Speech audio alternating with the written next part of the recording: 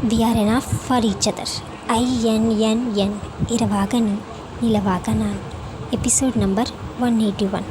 Previous எபிசோடில் நம்ம culprit யாருன்னு பார்த்துட்டோம். அதுக்கு உங்களோட ரெஸ்பான்சஸ் அண்ட் கமெண்ட்ஸ் என்னை ரொம்பவே நெகிழ்ச்சி அடைய செஞ்சது. முக்கியமாக என் வாய்ஸ் ரொம்ப பிடிச்சிருக்குன்னு நிறைய பேர் சொல்லியிருந்தீங்க. உங்கள் எல்லாருக்கும் மிகப்பெரிய நன்றியை சொல்லிவிட்டு இன்றைக்கி எபிசோடில் ஆதி அந்த கல்பரேட்டை கண்டுபிடிப்பாரா இல்லையான்னு கேள்வியோட ஆரம்பிப்போம். அதுக்கு முன்னாடி இந்த வீடியோ உங்களுக்கு பிடிச்சிருந்தா லைக் பண்ணுங்கள், கமெண்ட் பண்ணுங்கள், ஷேர் பண்ணுங்கள். மறக்காமல் நம்ம சேனல் ஏபி டேல் டைமை சப்ஸ்கிரைப் பண்ணுங்கள்.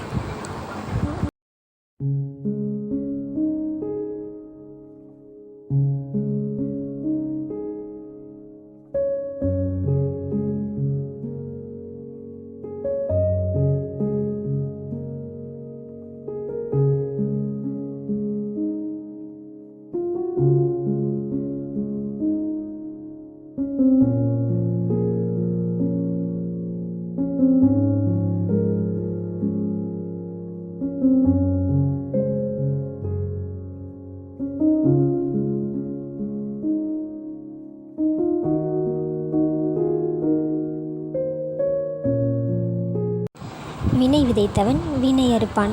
நம்ம செய்கிற எல்லா ஆக்ஷனும் நமக்கு திரும்பி வருன்றது பூஜா விஷயத்தில் உண்மையாயிடுச்சு. அவள் எந்த காதலுக்காக யாருக்காக இவ்வளோ பாவத்தை பண்ணாலும் அவனே அவளை ஏமாத்திருக்கான்.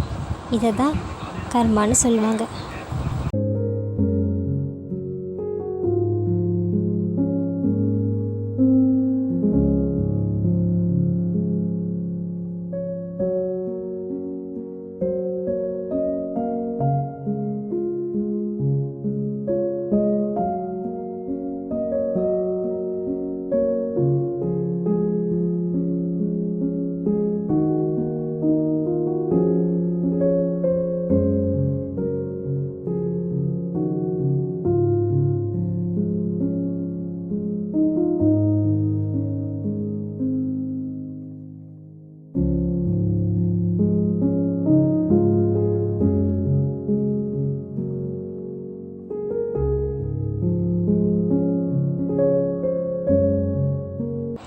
Writer's mind voice. Haha, everyone, don't underestimate Mr. Aditya's smartness.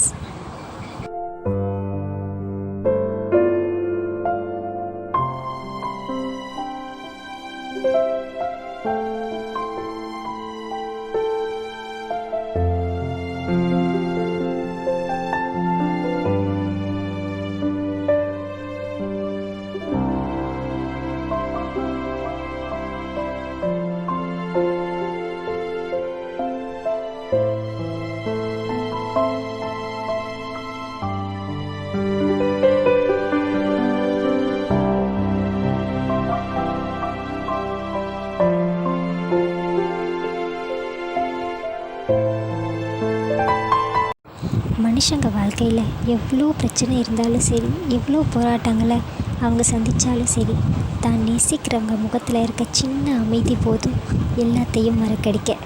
ஆதிக்கு பார்வதி எல்லாத்துக்கும் மேலே இல்லையா? அவன் முகத்தில் தெரிகிற அமைதி அவருக்கு சந்தோஷத்தை தானே கொடுக்கும்.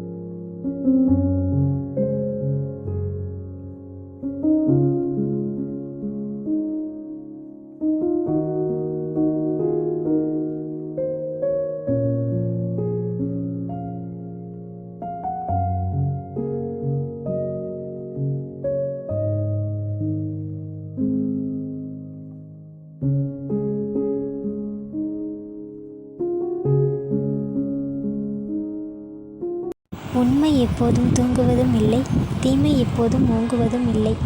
எல்லாத்துக்கும் சரியான நேரம் ஒன்று இருக்குது. அது வந்தால் அதெல்லாம் தானாக வெளியே வந்து தானே ஆகணும்.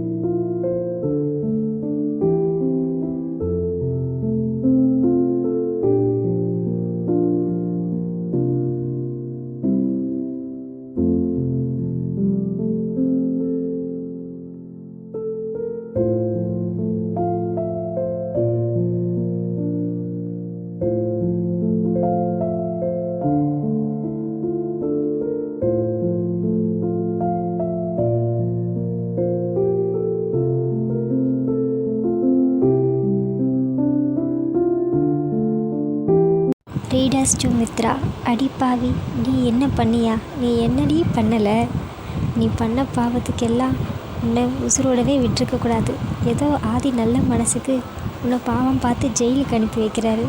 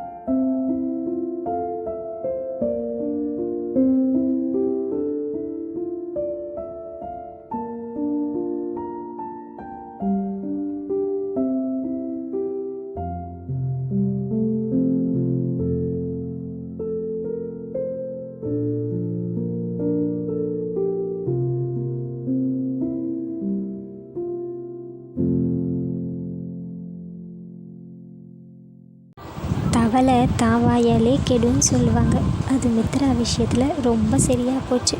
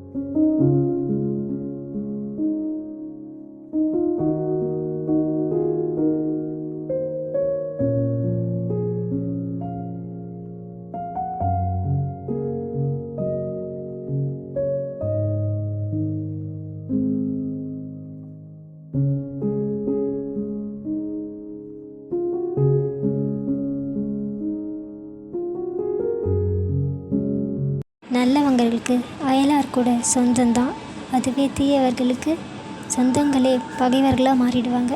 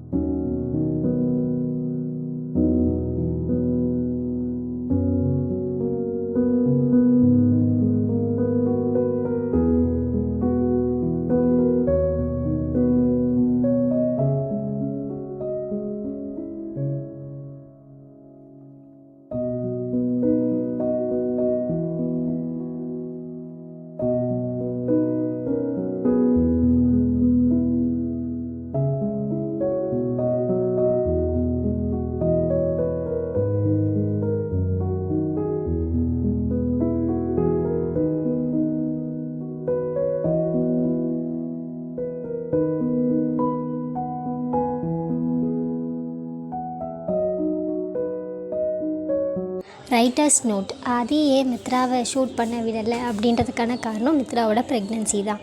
அதே மாதிரி ஆதி ஏன் மித்ரா கிட்ட உண்மையை வாங்க நினைக்கிற அப்படின்றதுக்கு காரணம் ப்ரூஃப் தான். ஸோ இதில் உங்களுக்கு எந்த டவுட்டும் இல்லைன்னு நினைக்கிறேன்.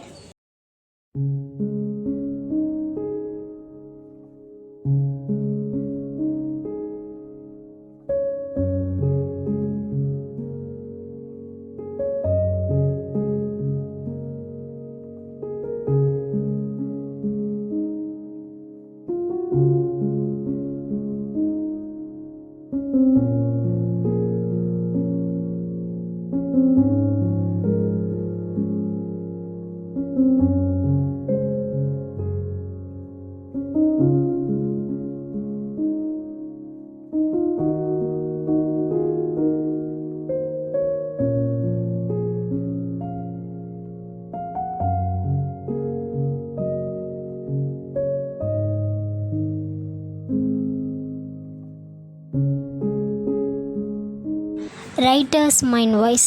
எழுதுகிற எனக்கே கண்ணை கட்டுது. ஷாம்போது வர சின்ன இதையும் பாவம் என்ன பண்ணுவார்?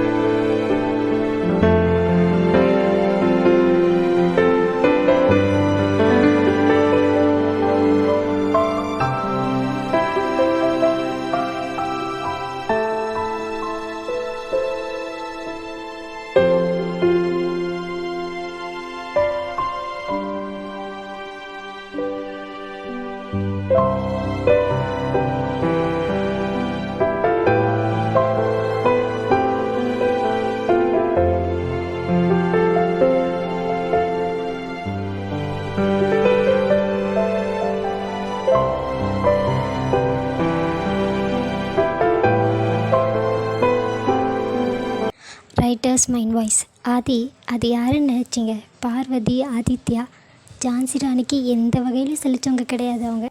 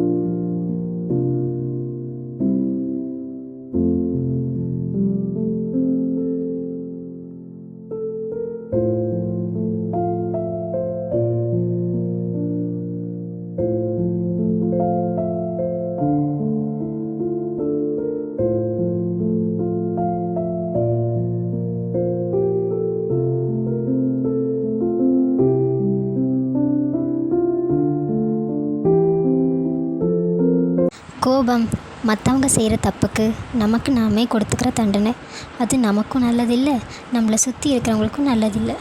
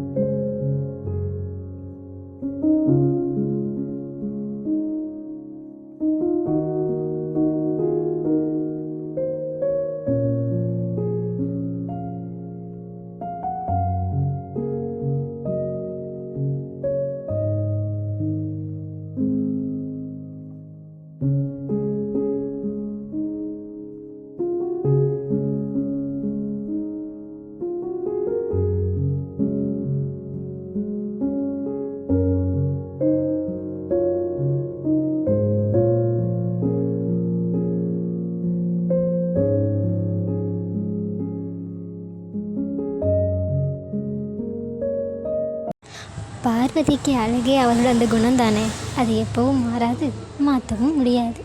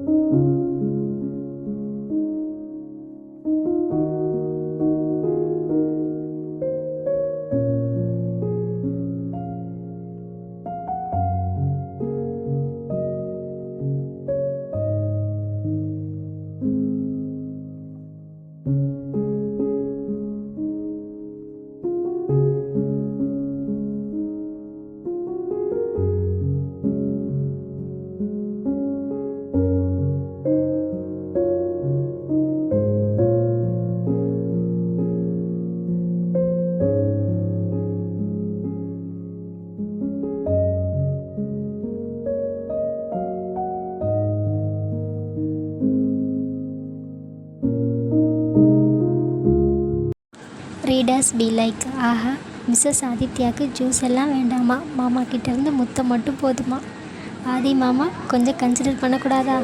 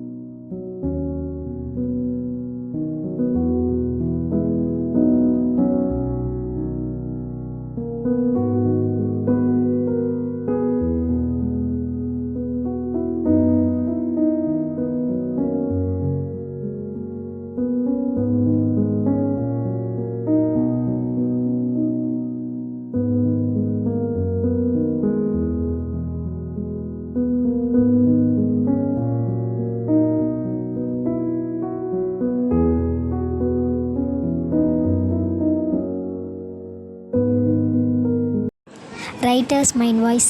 பார்வதி சரோஜா தேவியாக இருந்தா என்ன, சாவித்திரியாக இருந்தா என்ன, என்ன சொல்ல வரோம் அதான் முக்கியம்.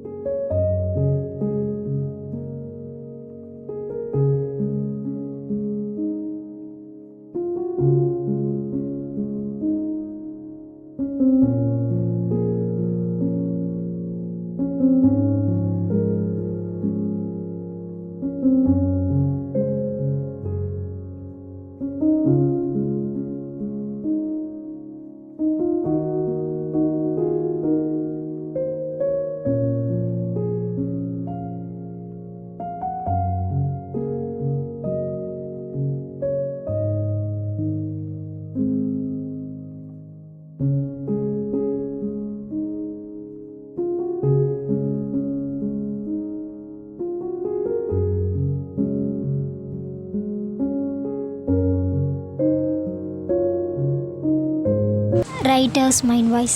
அதானே, என் பொண்டாட்டி தான் புருஷனை காப்பாற்றணுமா, புருஷன் பொண்டாட்டியை காப்பாற்றக்கூடாதா? இது என்ன லாஜிக் பாஸ்?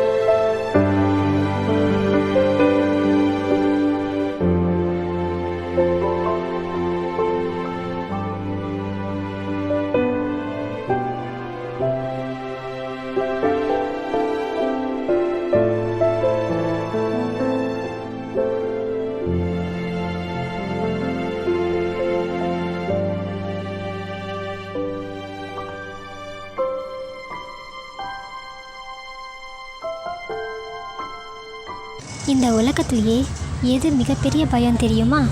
நமக்கு உயிருக்கு உயிரானவங்களை இழந்துருவோன்ற பயம்தான்.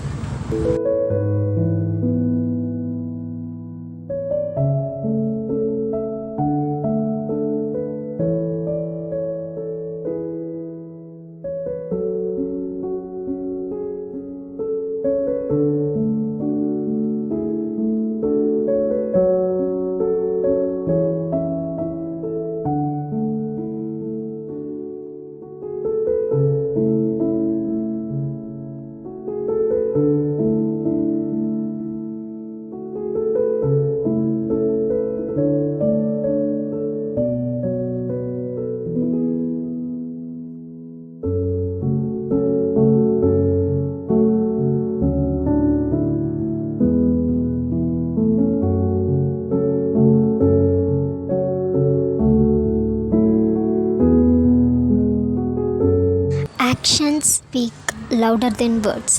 சத்தியங்களையும் வார்த்தைகளையும் நம்பி மட்டும் ஒரு உறவு அமையறதில்ல.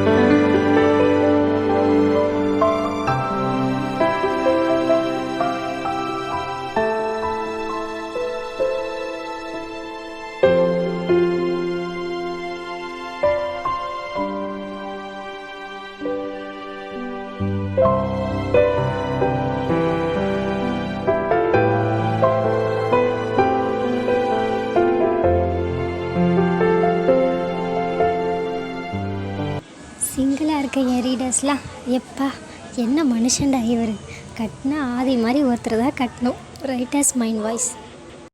அப்போனா இந்த ஜென்மத்தில் உங்களுக்கு எல்லாருக்கும் கல்யாணமே ஆகாது. ஏன்னா ஆதி மாதிரி ஒரு ஸ்பீஷியஸ் நாட் ஃபவுண்டு தான்.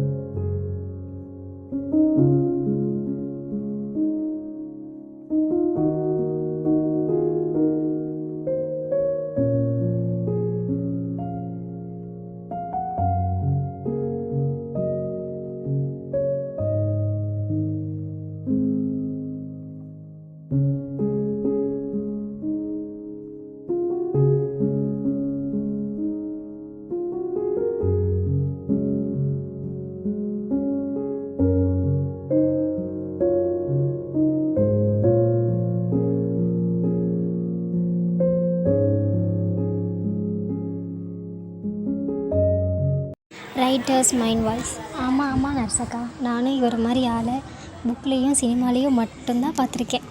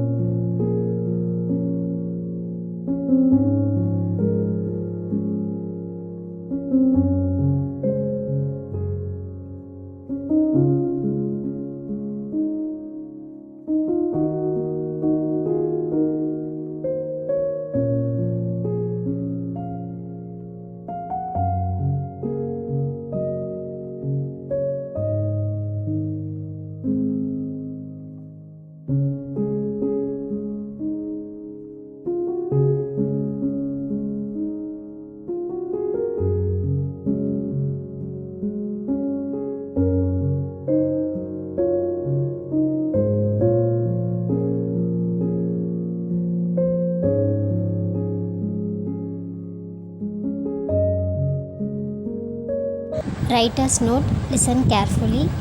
இப்படி ஒரு கான்செப்ட் ப்ரீ டிட்டர்மைண்டு தான். ஏற்கனவே நான் ஸ்டோரி ஆரம்பிக்கும் போது சொல்லியிருந்தேன், நான் எந்த ஒரு கான்செப்டும் நியூவாக எழுதலை, எல்லாமே எங்கேயோ பார்த்தது படித்தது தான் எழுதுகிறேன். அது என்னோடய வேலை, என்னோடய பார்வையில் எப்படி இருக்குன்றது தான் டிஃபர்ஸ். ஓகேவா?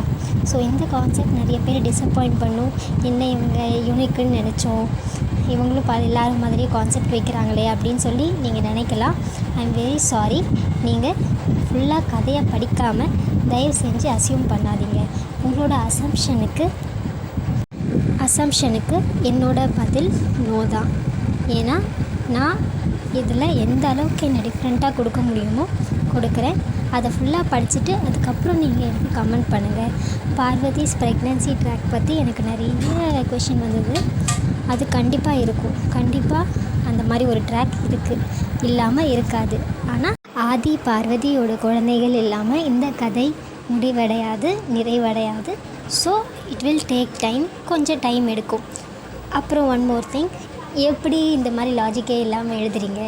ஒருத்தருக்கு எப்படி அடுத்து மாற்றி பிரச்சனை வரும் அப்படின்னு நினைக்கிற எல்லாருக்கும் நான் ஒன்று தான் சொல்ல விரும்புகிறேன். இது வந்து கம்ப்ளீட்டாக என்னோடய இமேஜினேஷன் மட்டும்தான். இது வந்து பியூர்லி ஃபிக்ஷன். ஆதி பார்வதின்றது நான் ரொம்ப பார்த்து ரசித்த கேரக்டர். அவங்கள ஸ்பாயில் பண்ணுற எண்ணம் எனக்கு கொஞ்சம் கூட கிடையாது.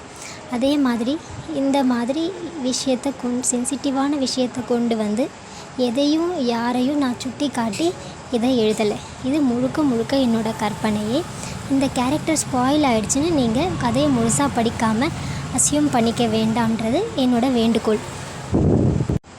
Separation, okay, separation is a question, ஓகேவா? இந்த மாதிரி ஒரு கான்செப்ட் கொண்டு வரும்போது எல்லாரோட மனசுலையும் இந்த உண்மை பார்வதிக்கு தெரிஞ்சால் ஆதியை விட்டு போயிடுவாளா அப்படின்ற கொஸ்டின் வந்து எழும். இந்த கொஸ்டினுக்கான பதில் இந்த கான்செப்டோட எண்டில் கிடைக்கும். என்ன நடந்தாலும் பரவாயில்ல, நான் என்ன ட்ரஸ்ட் பண்ணி நான் படிக்கிறேன் அப்படின்னு நீங்கள் படிச்சிங்கன்னா உங்கள் எல்லாருக்கும் என்னுடைய மிகப்பெரிய நன்றி. ட்ரஸ்ட் மீ, இந்த கான்செப்ட் இன்னும் இவங்களோட வாழ்க்கையை, இவங்களோட காதலை அழகாக்க மட்டும்தான். எப்படி நீங்கள் இப்படி ஒரு சென்சிட்டிவான விஷயத்தை வச்சு காதலை அழகாக்குவீங்க அப்படின்ற கேள்வி உங்களுக்கு எழுந்தால் அதை நீங்கள் கதையை படித்து தெரிஞ்சுக்கோங்க. ஒரு சிலர் இந்த கான்செப்டை ஏற்கனவே கெஸ் பண்ணிட்டீங்க. எனக்கும் டிஎம்ஸ் வந்துருந்துச்சு. ஸோ அதை வச்சு சொல்கிறேன், நீங்கள் கெஸ் பண்ணதை வச்சு இந்த ஸ்டோரியை அசியூம் பண்ணாதீங்க. திரும்ப நான் ஏன் இந்த வார்த்தை அசியூம் யூஸ் பண்ணுறேன்னா, நான் மற்ற கான்செப்ட்ஸ் எடுத்திருந்தாலும் அந்த கான்செப்ட்ஸில் மற்ற ரைட்டர்ஸோடவோ இல்லை எனி ஃபிலிம் புக்ஸ் அதோட சாயல் வராமல் எழுதணுன்னு ஆசைப்பட்றேன். அந்த மாதிரி தான் எழுதியிருக்கேன்னு நான் நம்புகிறேன். ஸோ தயவு செஞ்சு அசம்ஷனை இங்கே கொண்டு வராதீங்க. இது என்னுடைய பணிவான வேண்டுகோள். அண்ட் ஒன் மோர் திங், நான் ஆரம்பிக்கும் போதே சொல்லியிருந்தேன், இந்த ஸ்டோரி வந்து முழுக்க எமோஷ்னல் தான். ஸோ கம்ப்ளீட்டாக எமோஷ்னலாக நம்ம ஒன்றும் காட்ட முடியாது, அது ரொம்ப வேகாக இருக்கும். ஸோ இன்பிட்வீனில் நிறைய சுவாரஸ்யமான விஷயங்கள் எல்லாம் நான் கொடுத்துருப்பேன். அண்ட் கதையோட கரு அது வந்து எப்பயுமே மாறாது. லவ் மட்டும்தான். அதர் விஷயத்தில் நாம் ஃபோக்கஸ் பண்ண போகிறதில்ல. இப்போவும் ஆதி பார்வதி சுற்றி தான் கதை ரிவால்வ் ஆகணும். அதுக்காக தான் இங்கே இப்படி ஒரு கான்செப்டை நான் கொண்டு வந்திருக்கேன். இதுக்கு மேலே என்னை எக்ஸ்பிளைன் பண்ண எனக்கு தெரியல. இதுக்கு மேலேயும் நான் வந்து இது தப்பு அப்படின்னு நீங்கள் நினச்சிங்கன்னா I am sorry. Opinion differs from one person to another. என்னை நம்பி படித்தா ஐ assure you most beautiful days are coming. வேறு ஏதாவது கேள்விகள் இருந்தால் இல்லை வேறு ஏதாவது கருத்துக்கள் இருந்தால் அதை நீங்கள் எனக்கு கமெண்ட்லேயோ இல்லை என்னோடய இன்ஸ்டாகிராம் ஐடி hibiscus21 2021 அங்கேயோ பதிவிடுங்க. அடுத்த வீடியோவில் உங்களுக்கான பதிலை நான் அதில் சொல்கிறேன். Sorry if I disappoint someone and thank you so much for வாட்சிங். வித் லவ், உங்களில் ஒருத்தி, உங்கள் அட்மின் கிரிஷ்.